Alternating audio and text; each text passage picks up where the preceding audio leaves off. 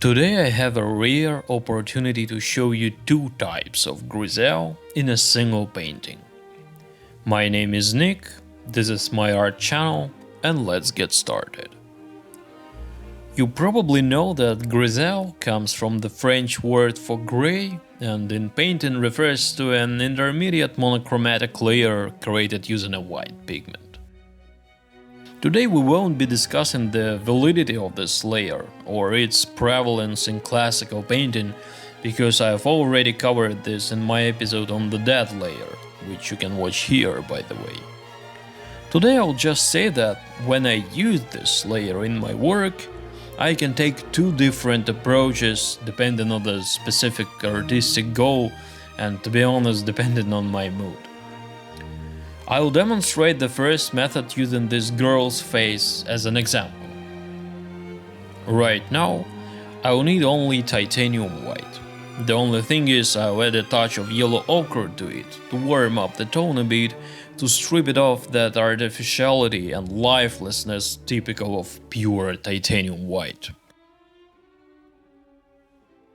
With this method, the tonal scale is created not by mixing shades of grey on the palette by adding varying amounts of some dark pigment, but by applying the white in layers of different thicknesses.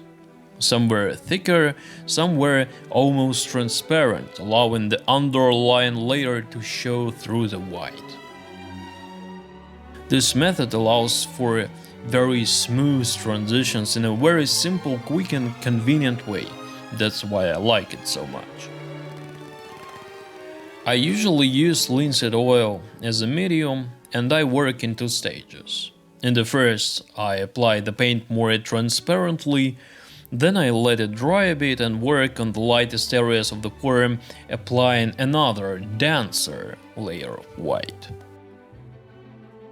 In principle, the same thing could be done in a single session, but when I'm not pressed for a time, I honestly prefer to do it in two steps. Now, after I've outlined this method in general terms, I invite you to see how it looks in practice. For those of us who find this demonstration boring and uninteresting, there are time codes in the video, so feel free to skip this part and continue watching from the moment I start talking about the second type of Grisaille.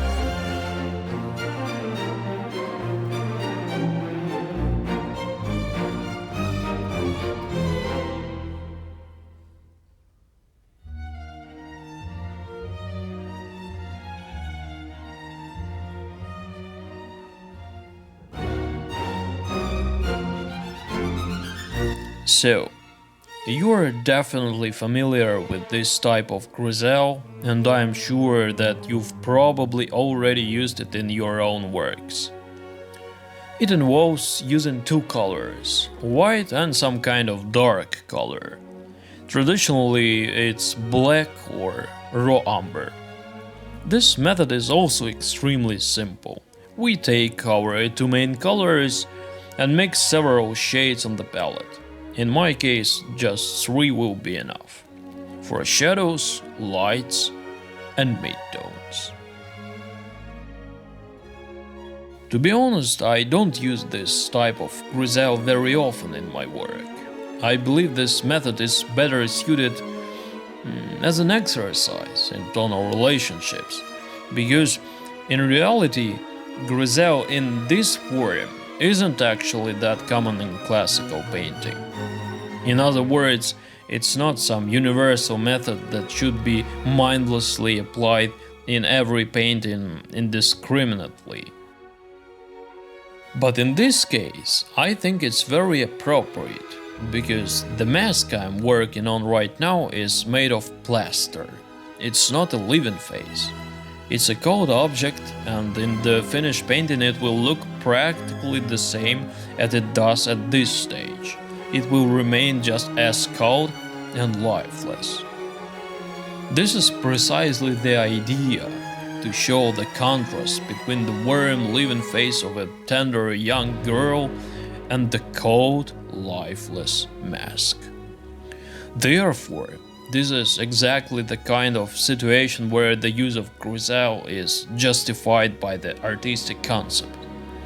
This, by the way, is exactly the idea I am always trying to promote. Every technique, every choice of technology must always be justified by a specific artistic task and serve entirely to achieve it. Anyway, to sum up, I want to say that both of these methods are good and easy to learn, and I believe that they should be in every artist's arsenal. Please write in the comments which method resonates more with you, because I always love hearing other artists' opinions. And by the way, let me know what you think about the subject of this painting and whether you'd be interested in seeing the next stages of its creation. If so, I'll be very happy to record a follow-up. And for now, as always, I wish you all the best and see you in the next episode.